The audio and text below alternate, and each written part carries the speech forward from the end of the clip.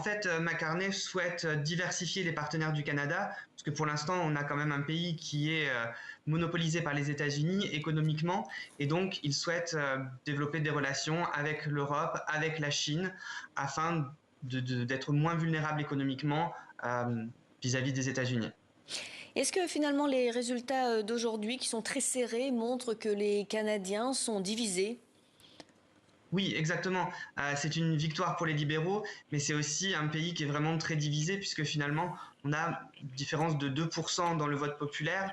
En nombre de sièges, la différence n'est pas énorme non plus. Et surtout, c'est l'une des meilleures performances des conservateurs depuis des années.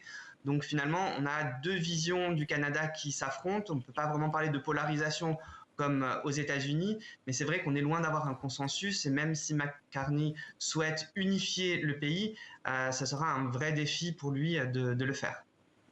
Le nouveau Parti démocratique a démissionné. Quel est l'état de la gauche aujourd'hui? On peut dire que la gauche s'est ralliée autour du parti libéral, c'est ce qui explique l'effondrement du NDP et également du Bloc québécois.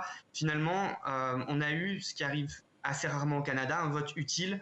Ils ont préféré s'allier, se rallier au sein du Parti libéral pour défendre les intérêts du Canada. Les sujets sur l'environnement, l'entendu, et sur la santé ont été les grands absents de la campagne électorale. Pourquoi ont-ils été oubliés? Parce que pour le coup, comme je l'ai dit, Donald Trump a vraiment monopolisé le débat. La menace protectionniste et la menace annexionniste ont vraiment créé une résurgence du nationalisme canadien. Et c'est vraiment ces enjeux-là qui ont été une priorité pour les candidats et pour les Canadiens également.